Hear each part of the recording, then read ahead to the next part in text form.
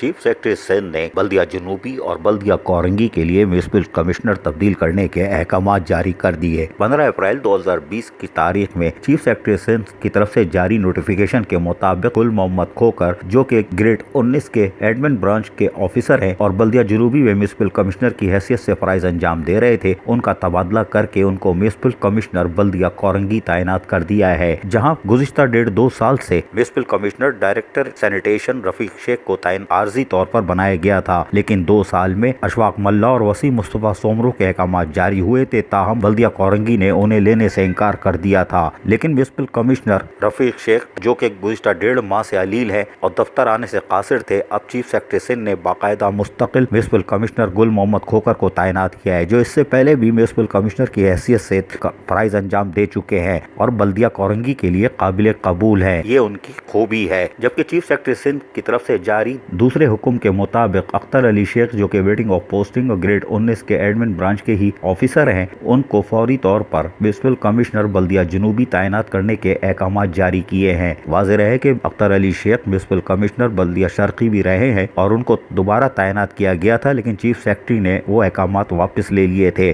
اب ایک بار پھر 15 اپریل کی تاریخ میں یہ احکامات جاری ہوئے ہیں، دیکھتے ہیں اس پر عمل درآمد ہوتا ہے کہ نہیں، لیکن بلدیہ کورنگی گل محمد کھوکھر کو فوری طور پر قبول کر لے گی اور اس میں مزید 2 قبولیت کے قول نہیں پڑھنے پڑیں گے، اس کا ہمیں پورا یقین ہے۔ عزیز عارف، KBS بلدیاتی نیوز، کراچی۔